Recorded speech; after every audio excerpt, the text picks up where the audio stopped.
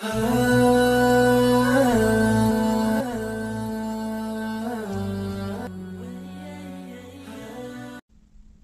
سامنے ہے ذرہ ذرہ، تیری ذات واقف حال ہے، میں بری سہی مجھے بخش دے، میرے دل کو سخت ملال ہے، میری نیند آنکھوں سے دور ہے، میرا ماضی اتنا خراب ہے، یہ کرم ہے رب دو جہاں تیرا، میرے ہر گناہ پہ نقاب ہے، تجھے اختیار ہے سب کا سب، میرا تجھ سے اتنا سوال ہے، تو معاف کر، تو کریم ہے، تو رب ذوالجلال ہے۔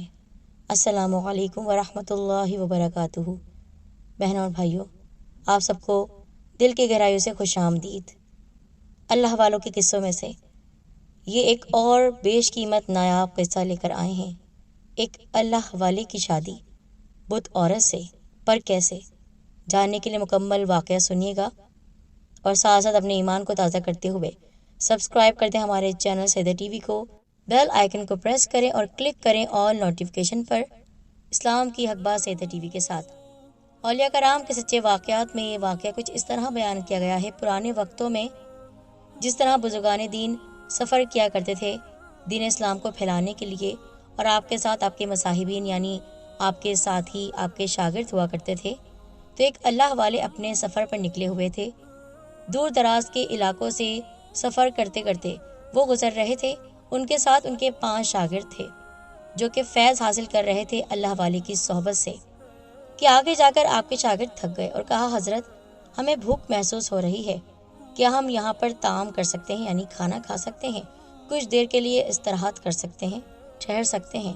آپ نے فرمایا، بالکل، اگر بھوک لگی ہے تو کھانے کا انتظام بھی کیا جائے گا۔ تو آپ نے ایک درخت کو منتخب کیا اور اس درخت کے نیچے آپ بیٹھ گئے۔ آپ کے 5 شاگردوں میں سے آپ نے ایک شاگرد سے کہا، تم ذرا آگے جا کر دیکھو، کوئی بستی ہے، وہاں سے کھانے پینے کا انتظام کرو اور اپنے ساتھیوں کے لیے کھانا لے کر آؤ۔ اس نے آپ کے حکم کو بجا لا کر وہاں سے روانگی اختیار کی۔ وہ چلتا چلا جا رہا تھا، اس کو ایک بستی نظر آئی۔ وہ شاگرد اس بستی میں داخل ہوا، پر عجیب اس نے منظر دیکھا۔ وہ نظارہ ایسا تھا جس کو دیکھ کر وہ دنگ رہ گیا۔ وہ مزید آگے بڑھا، کیا دیکھا، ایک جگہ بوڑھے، بچے، جوان، عورتیں جمع ہیں اور اپنی زبان میں کچھ دہرا رہے ہیں، یعنی اپنے الفاظ میں کچھ کہہ رہے ہیں۔ اس نے آگے جا کر تجسس کے مارے دیکھنا چاہا، آخر یہ کیا پڑھ رہے ہیں اور کس کے آگے کھڑے ہو کر پڑھ رہے ہیں، آخر کون ہے اس جگہ۔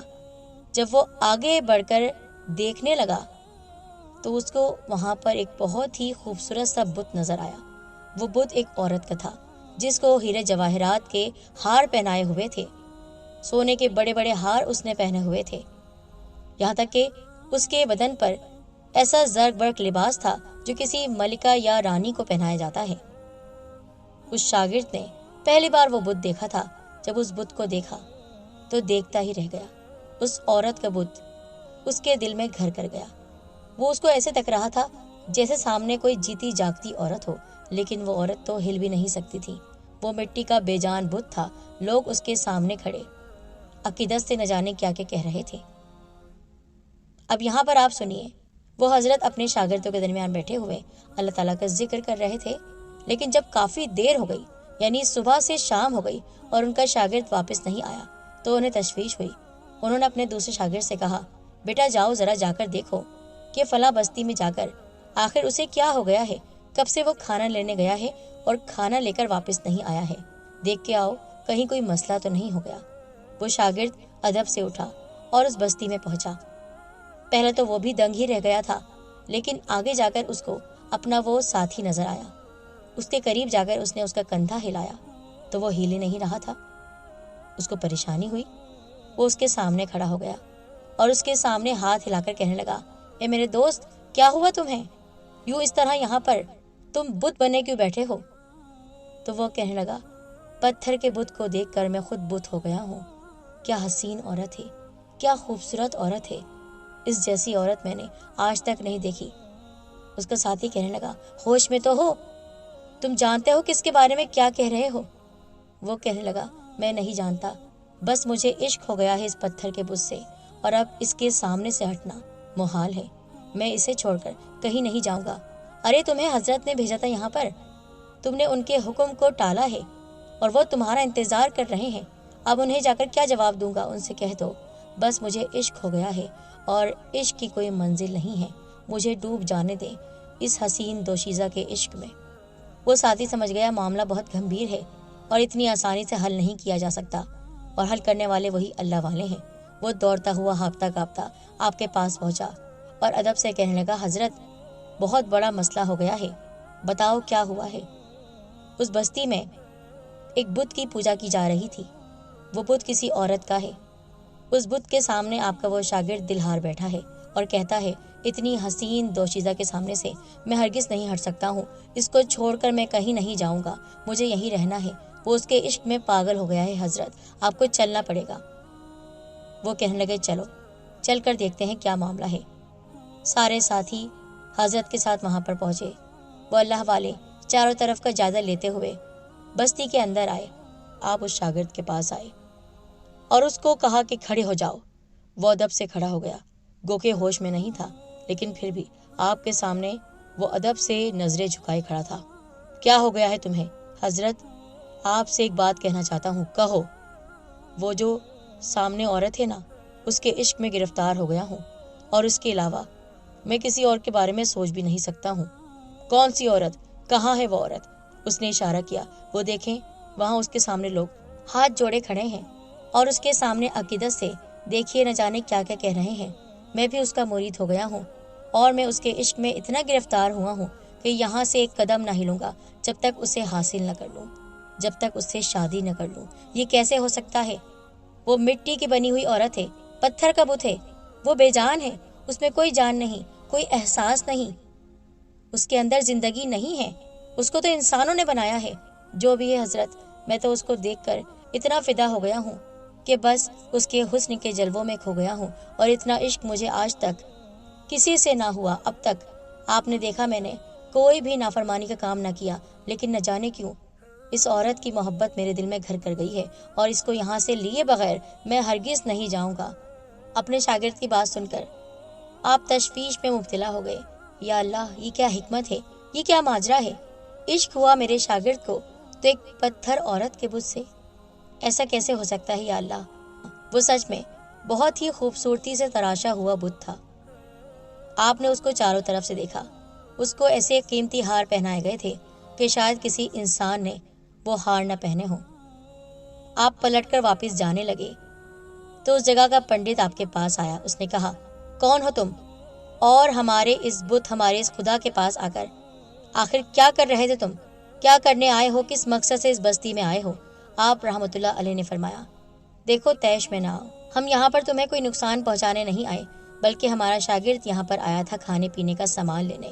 وہ الگ بات ہے تمہارے اس بت کو دیکھ کر یہ یہیں کا ہو کر رہ گیا، اس کے عشق میں مبتلا ہو گیا، تو یہ تو اچھی بات ہے۔ ان سے تو ہر کوئی محبت کرتا ہے، ان کے آگے جو بھی کہو یہ پورا کرتی ہیں، آخر ہم سب انہیں مانتے ہیں۔ آپ نے فرمایا، یہ کچھ بھی نہیں کر سکتی ہے، کچھ بھی نہیں، کیونکہ جو کچھ کرنے والا ہے صرف اللہ تعالیٰ ہے۔